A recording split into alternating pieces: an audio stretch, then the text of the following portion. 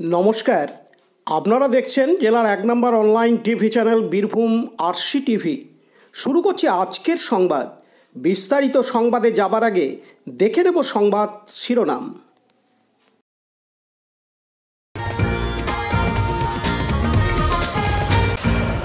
নিকাশি নালা তৈরি করাকে কেন্দ্র করে দুই গ্রামের মধ্যে বোমাবাজি।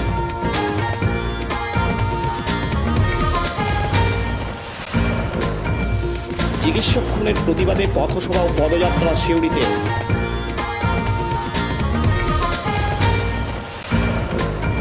মেডিকেল কলেজ ও হাসপাতালের পড়ুয়া এবং ডাক্তারদের প্রতিবাদ মিছিল। বীরভূম জেলার বিদ্যালয়গুলিতে পালিত হল ক্ষুদিরাম বসুর শহীদ দিবস।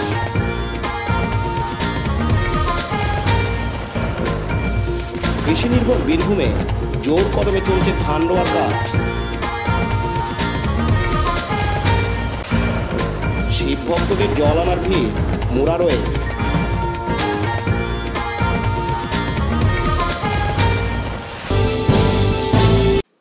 নিকাশি নালা তৈরি করা নিয়ে বীরভূমের সিউড়ির বাঁশরা ও ছোট কুষ্টিগিরি গ্রামের মধ্যে সংঘর্ষকে কেন্দ্র করে উত্তেজনা ও বোমাবাজি চলে।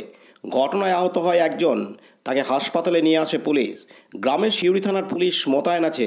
স্থানীয় সূত্রে জানা গিয়েছে, দীর্ঘদিন ধরে ওই গ্রামে নিকাশি নালা নিয়ে সমস্যা আছে। গতকাল শনিবার 10ই আগস্ট পঞ্চায়েত সমিতির কর্মাধ্যক্ষ গ্রামে আসেন সমস্যা সমাধানের জন্য। তখনই বচসা হয়।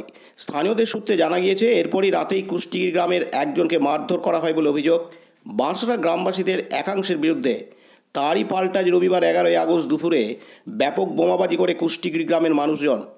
এলাকায় ব্যাপক উত্তেজনা ছড়ায়। পুলিশ ঘটনাস্থলে আসার পরেও দফায় দফায় চলে বোমাবাজি। পুরন্দরপুর সাঁইথিয়া রাস্তায় একের পর এক বোমার ডাক, এমনকি রাস্তায় বোমা সুতলি দাউ দাউ করে আগুনে জ্বলতে দেখা যায়। খবর পেয়ে ঘটনাস্থলে যায় বিশাল পুলিশ বাহিনী এবং পরিস্থিতি নিয়ন্ত্রণে আনে। এদিন স্থানীয় বাসিন্দা শেখ আবু জানান, ছিল বলতে কালকে একটা সামান্য ঠেলাঠেলি একটুকু হয়েছিল, তো সেইটা নিয়ে ঠেলাঠেলি হওয়ার পরে ওরা বাড়ি চলে গেছিলো, আমাদের গ্রামের লোক সব ঘর চলে এসেছিলো।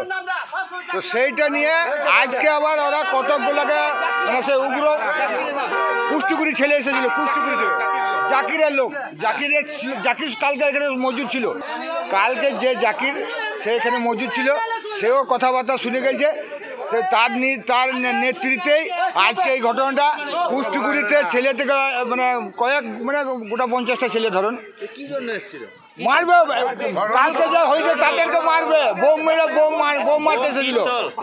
বোম ছিল, পিস্তল ছিল ওদের হাতে। কারণ কালকে যে লেলা করে ঝামেলা একটু হয়েছিল, কিন্তু কারোর গায়ে হাত দিয়ে হয়নি, কিছু হয়নি, মুখের ভাষাতে হয়েছিল ঠেলাঠেলি নিয়ে। সেই জন্যই ওরা কালকে বাড়ি চলে গেছিল, মানেনি, দুপক্ষ মানেনি, বাড়ি চলে গেছিল। কিন্তু আজকে সেইটাই আবার ঠেলাঠেলির জন্য ওরা কালকে নাকি বলে গেছিল জাকির যে তুই গ্রামে দেখে নেবো। দেখে নেওয়ার পরিপ্রেক্ষিতে আজকে এই 2টোর সময় কি আড়াইটা হবে, এরকম 2:30 3টা এরকম হবে, ওই টাইমে 50টা ছেলে আপনার বোম পিস্তল নিয়ে একদম বোম মারতে আপনারা রোডে গেলেই দেখতে পাবেন কত বোম মারা আছে। এবং পুলিশের গাড়ি এলো, পুলিশের গাড়ির সামনে মারছে বোম। পুলিশের গাড়ি দেখেন যে মেজবাবু নাকি ছিলেন, ও বোম মারা ক্যামেরা করেছে। মেজবাবু ছিল, সে ক্যামেরা করেছে।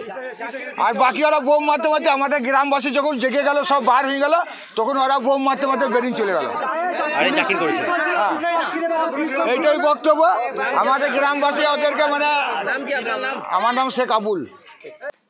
পার্থ দাসের report, Birbhum RC TV, Suri. এখন বিজ্ঞাপন বিরতি, ফিরে আসছি বিরতির পর।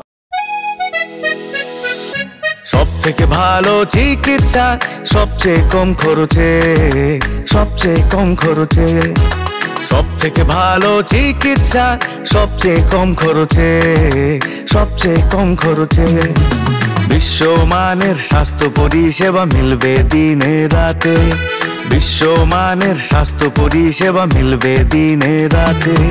মণি মহেশ হসপিটাল, মণি মহেশ হসপিটাল, মণি মহেশ হসপিটাল, মণি মহেশ হসপিটাল। মণি মহেশ হসপিটাল, দুবরাজপুর, বীরভূম।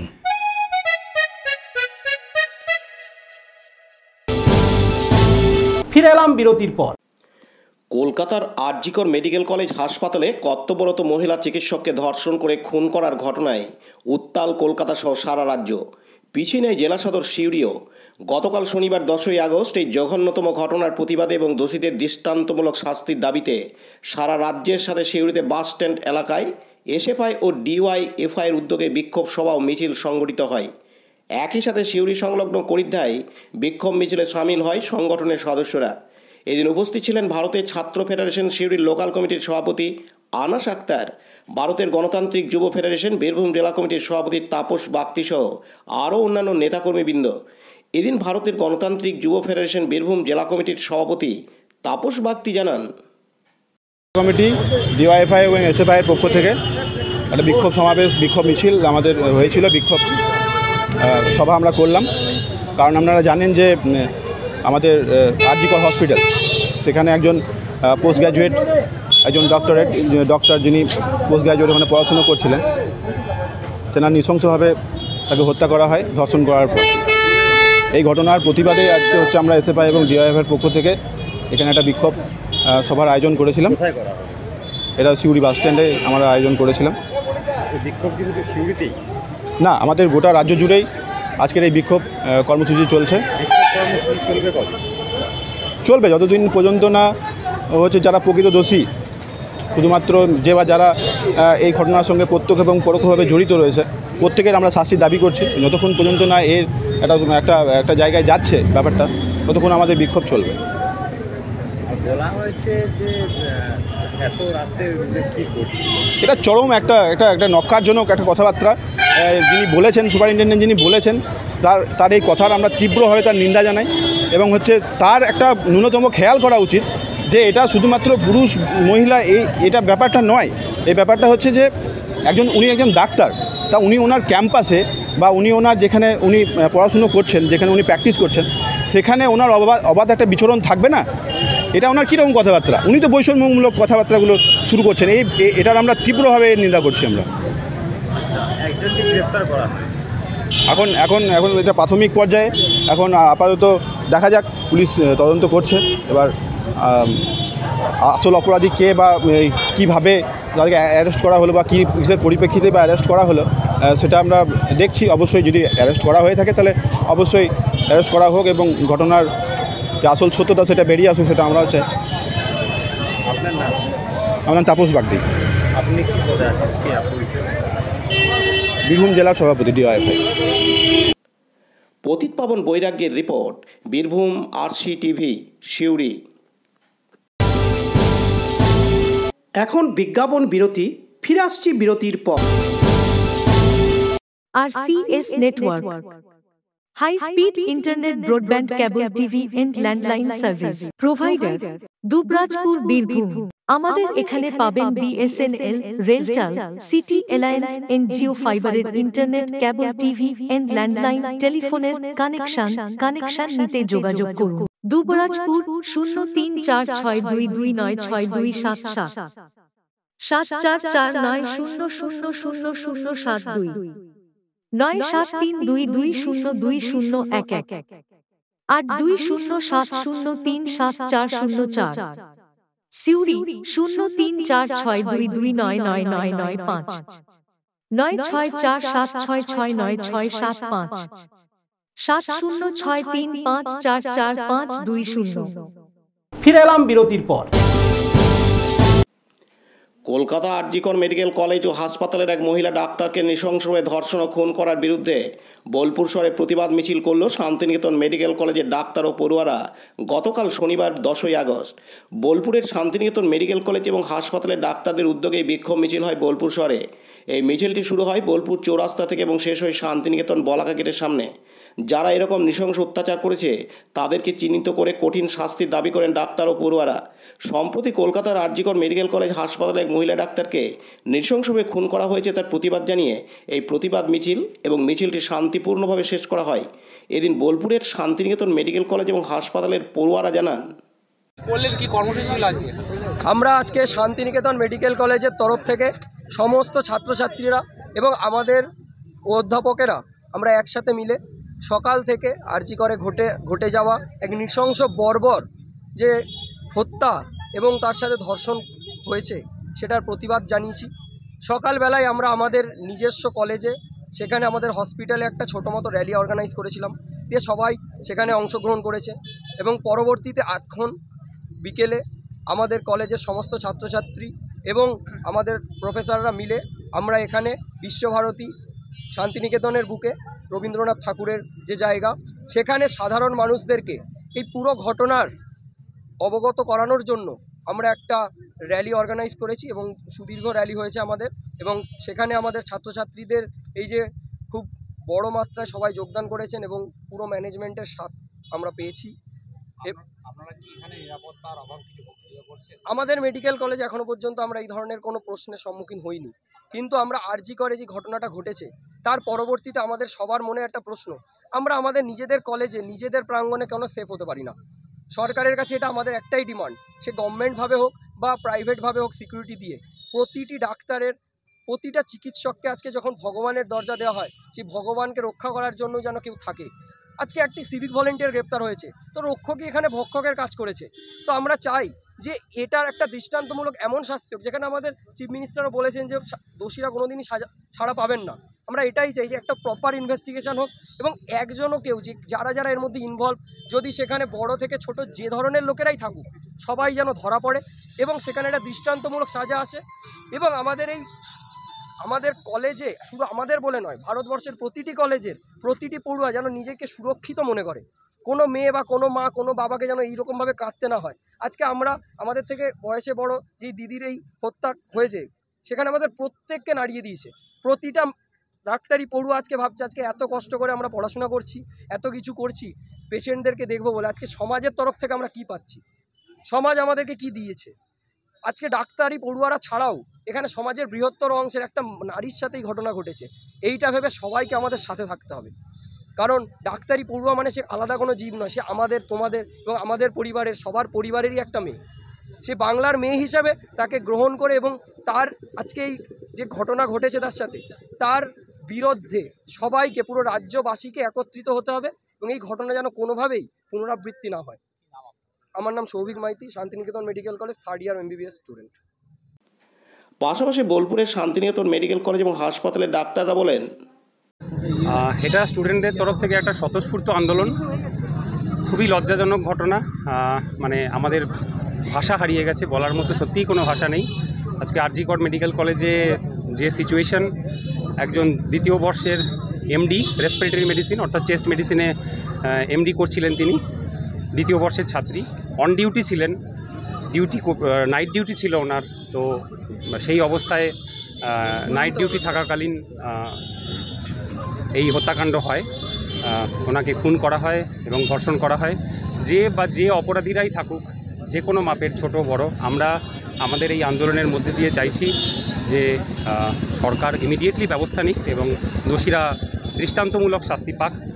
এবং আজকে প্রত্যেকটা মেডিকেল কলেজে যেন ডাক্তাররা কর্মরত অবস্থায় যেন নিজেকে সুরক্ষিত মনে করে এবং তার জন্য যা ব্যবস্থা নেওয়ার দরকার সেই ব্যবস্থা নেওয়ার জন্য আমরা দাবি জানাচ্ছি। আজকে আমরা শান্তিনিকেতন মেডিকেল কলেজের পক্ষ থেকে, আমি ডক্টর অয়ন গোস্বামী, আমার সঙ্গে রয়েছেন ডক্টর রমা প্রামাণিক এবং আরও অন্যান্য অধ্যাপকেরা রয়েছেন, এবং আমাদের সঙ্গে রয়েছে প্রথম বর্ষ, দ্বিতীয় বর্ষ এবং তৃতীয় বর্ষের MBBS ছাত্ররা। আমরা সবাই মিলে স্বতঃস্ফূর্তভাবে এই অরাজনৈতিক এই আন্দোলনের আয়োজন করেছি, এটুকুই। আমি ডক্টর অয়ন গোস্বামী। কাজী আমিরুল ইসলামের রিপোর্ট, বীরভূম RCTV, বোলপুর। এখন বিজ্ঞাপন বিরতি, ফিরে আসছি বিরতির পর। বঞ্চনার অবসান, শ্রমের সম্মান। 100 দিনের কাজের অদক্ষ শ্রমদানকারীদের জীবনে এলো নতুন প্রভাতের আলো। মাননীয় মুখ্যমন্ত্রী মমতা বন্দ্যোপাধ্যায়ের উদ্যোগে তাদের 2 বছরের বকেয়া মজুরির বঞ্চনার অবসান হলো। সম্পূর্ণ রাজ্য সরকারের নিজস্ব তহবিল থেকে 2651 কোটি টাকা ব্যয়ে 59 লক্ষ অদক্ষ শ্রমদানকারীদের বকেয়া মজুরি প্রদান করা হয়েছে। হাসি ফুটেছে রাজ্যের সকল অদক্ষ শ্রমদানকারীদের মুখে। পঞ্চায়েত ও গ্রামোন্নয়ন দপ্তর পশ্চিমবঙ্গ সরকার কর্তৃক জনস্বার্থে প্রচারিত। ফিরে এলাম বিরতির পর। আজ রবিবার 11ই আগস্ট অগ্নিযুগের শহীদ ক্ষুদিরাম বসুর আত্মবলিদানের দিন। সারা ভারতবর্ষেই দিনটি শহীদ দিবস হিসেবে পালিত হয়। আজ রবিবার ছুটির দিন হলেও বীরভূমের বহু প্রাথমিক বিদ্যালয়ে সকল পড়ুয়া ও শিক্ষক শিক্ষিকাদের নিয়ে যথাযথ মর্যাদায় দিনটি উদযাপিত হয়। আজকের এই মহতি অনুষ্ঠানে শহীদ ক্ষুদিরামের প্রতিকৃতিতে শিক্ষক শিক্ষিকা পড়ুয়ারা সকলের হাত ছুঁয়ে ফুল মালা শ্রদ্ধার্ঘ্য নিবেদিত হয়। ক্ষুদিরাম বসুর জীবনচরিত নিয়ে পড়ুয়াদের সামনে বক্তব্য তুলে ধরেন শিক্ষকরা। বীরভূমের দুবরাজপুর চক্রে রবীন্দ্রনাথ পাঠ বেসিক সহ বীরভূম জেলার বিভিন্ন বিদ্যালয় থেকে শহীদ দিবস পালনের খবর এসে পৌঁছেছে আমাদের দপ্তরে। এদিন ক্ষুদিরাম বসুর সাহসিকতার জীবন কাহিনী পড়ুয়াদের সামনে তুলে ধরেন উলকুন্ডা প্রাথমিক বিদ্যালয়ের প্রধান শিক্ষক সুকুমার গড়াই। শিশুরা যাতে দেশ মাতৃকার প্রতি শ্রদ্ধাশীল হয়ে ওঠে সে বিষয়ে তিনি বক্তব্য রাখেন। উল্লেখ্য, ক্ষুদিরাম বসু সর্বকনিষ্ঠ বিপ্লবী, যিনি ভারতে ব্রিটিশ শাসনের বিরোধিতা করেছিলেন। মাত্র 18 বছর 7 মাস 11 দিন বয়সে ক্ষুদিরাম বসুর ফাঁসি হয়। তার আত্মবলিদান ভারতের স্বাধীনতা ইতিহাসে স্বর্ণাক্ষরে লিখিত আছে, তাই তিনি অমর হয়ে থাকবেন চিরকাল। তার জীবন আদর্শ এদিন শহীদ স্মরণ অনুষ্ঠানে ছোট ছোট পড়ুয়াদের কাছে তুলে ধরেন বিদ্যালয়ের শিক্ষক শিক্ষিকারা। বীরভূম জেলার মহেশ্বর চক্রের উলকুন্ডা প্রাথমিক বিদ্যালয়ে যথাযথ মর্যাদা সহকারে অগ্নি শিশু ক্ষুদিরাম বসু শহীদ দিবস বা আত্মবলিদান দিবস পালন করা হচ্ছে। তার জীবন কাহিনী স্বাধীনতা ইতিহাসে কতখানি গুরুত্বপূর্ণ সেই তথ্য তুলে ধরার জন্য আমাদের এই ক্ষুদ্র প্রয়াস। সবাইকে অনেক শুভেচ্ছা, অভিনন্দন, নমস্কার। সোমনাথ সেনের report, Birbhum RC TV, Dubrajpur. কৃষি নির্ভর বীরভূম আর বীরভূমের কৃষি মূলত বৃষ্টি নির্ভর। শতকরা 70% মানুষের জীবন জীবিকা কৃষির পর নির্ভরশীল। বর্ষা ঋতুর 1.5 মাস ধরে বৃষ্টি না হওয়ার কারণে আশার আশঙ্কায় দিন গুনছিলেন কৃষকেরা। দেরিতে হলেও অবশেষে এবার বৃষ্টি শুরু হয়েছে। হতাশাগ্রস্ত চাষিরা দেখছেন আশার আলো। জোর কদমে চলছে ধান রোয়ার কাজ। দুবরাজপুর ব্লকের কামালপুর, হালসোদ, পণ্ডিতপুর, বালিজুড়ি এমন সব এলাকার ছবি ধরা পড়েছে বীরভূম আরসি টিভির পর্দায়। উল্লেখ্য, গত 16ই শ্রাবণ থেকে নেমেছে এবার বর্ষার বৃষ্টি। এ মরশুমের সবচেয়ে ভারী বৃষ্টি হওয়ায় দুবরাজপুর, রাজনগর, খয়রাসোল এমন সব এলাকায় ধান রোয়ার কাজ চলছে জোর কদমে। একটানা বৃষ্টির দরুন পুকুর ডোবা অনেকটা ভরে গেছে। আশার আশঙ্কার দিন কাটানো কৃষকেরা সকাল থেকে সন্ধ্যা পর্যন্ত এখন চাষের কাজে ব্যস্ত। বৃষ্টির অভাব না থাকলেও বেশ কয়েকটি কারণে অবশ্য চাষ চলছে ধীর গতিতে। দেরিতে বৃষ্টি হওয়ায় যেমন বীজের বড্ড অভাব, তেমনি অনেক জমি থেকে রাতারাতি বীজ চুরি হয়ে যাচ্ছে। সেই সঙ্গে কৃষি মজুর, ধান পোতার জন্য মহিলা শ্রমিক পাওয়া যাচ্ছে না। এখন হাল বলদের চাষ নেই বললেই চলে, তাই চাষের কাজে ট্রাক্টরই একমাত্র ভরসা। কিন্তু সেই ট্রাক্টর ভাড়া পেতেও সময় লাগছে, ফলে পিছিয়ে যাচ্ছে চাষের কাজ। একথা জানিয়েছেন দুবরাজপুর ব্লকের হালসোদ গ্রামের প্রান্তিক চাষি বীরেন সরকার, সন্তোষ বাগতিরা। এদিন তারা জানান, এবারে চাষ খুব দেরিতে শুরু হয়েছে। বৃষ্টির চাহিদা ছিল প্রচুর, কিন্তু বৃষ্টি এবার দেরিতে হলেও কিন্তু ব্যাপক বৃষ্টি। চাষ শুরু হলেও আফর জোগান নেই। আবার মাঠ থেকে আবার আফর চুরি হয়ে যাচ্ছে। আফর পেলে আবার লেবার কামিন পাচ্ছি না। লেবারের চাহিদা প্রচুর। আর এবারে দুর্মূল্য বাজারে যে কী করব আমরা ভেবে পাচ্ছি না। আমাদের হালসোদ গ্রামের হালসোদ, দৌলতপুর, কামালপুর, বালিজুড়ি চাষ প্রায় ব্যাপক শুরু হয়েছে। চাষ চলছে জোর কদমে, কিন্তু চাষিদের এখন মাথায় হাত। চাষিরা আফর পাচ্ছে না, যদি বা আফর পাচ্ছে আবার লেবার পাচ্ছে না। লেবারের খুব ক্রাইসিস, লেবারের দাম চরম। যে যা পাচ্ছে তাই হাজিয়ে দিচ্ছে, কিন্তু উপায় নেই, দিতে হচ্ছে। এই নিয়ে আমাদের চাষ চলছে। আর একটা কথা হচ্ছে, এবারে জল কিন্তু ব্যাপক। দেরিতে হলেও কিন্তু চাষ কিন্তু আমাদের বালিজুড়ি পঞ্চায়েতের গোটা এলাকা জলে জলমগ্ন। দুবরাজপুর ব্লকের অন্তর্গত কামালপুর মৌজায় যে বর্ষার শেষ মুহূর্তে বর্ষা শুরু হয়েছে, তাতে কাজ চলছে। বৃষ্টির অসুবিধা নাই, কিন্তু লেবার, তারপরে বিচনের খুব সমস্যা, গাড়ির খুব সমস্যা। তারপরে হচ্ছে গিয়ে যে আমাদের এই এলাকার মানুষের যে জল শেষের মাথায় জলটা পেল, তাতে তারা একটু হাসির মুখে দেখা দিয়েছে। আমরা কোনো রকমে মাঠে লেগে পড়েছি, দেখা যাক কতটা কী করা যায়। আমি এই জমি চাষ করি। আমার বাড়ি হচ্ছে দৌলতপুর। আমার নাম হচ্ছে সন্তোষ বাগতি। উল্লেখ্য, বর্ষাকালে এবার শতকরা 90% বৃষ্টি ঘাটতি ছিল। ভূগর্ভস্থ জলে ময়ূরেশ্বর, মোরারই, সাঁইথিয়া, লাভপুর, ইলামবাজার এলাকায় ধান রোয়া শুরু হলেও দুবরাজপুর, খয়রাসুল, মোহাম্মদবাজার, রাজনগর এইসব এলাকায় বৃষ্টির অভাবে কোনো জমিতে ধান রোয়া যায়নি। তবে এভাবে বৃষ্টির ধারা বজায় থাকলে আমন ধান রোয়ার কাজ সম্পূর্ণ হয়ে যাবে বলে মনে করছেন চাষিরা। শম্ভুনাথ সেনের report, Birbhum RC TV, Dubrajpur. আগামীকাল চলতি বাংলা বছরের শ্রাবণ মাসের শেষ সোমবার, তাই শিবের মাথায় জল ঢালার জন্য আজ রবিবার 11ই আগস্ট বীরভূমের মোরারই ব্লকের বহু মানুষ মুর্শিদাবাদের রঘুনাথগঞ্জ গঙ্গার ঘাট যাচ্ছেন জল আনার জন্য। রাত্রে জল নিয়ে ফিরে আসবে সকলে এবং ভোর থেকে শিবের মাথায় জল ঢালবে বিশেষ করে শিবভক্ত মানুষজন। দীপু মিয়ার report, Birbhum RC TV, Murarai. আজকের সংবাদ এই পর্যন্ত। পরবর্তী সংবাদের জন্য চোখ রাখুন বীরভূম আরসি টিভির পর্দায়। নমস্কার।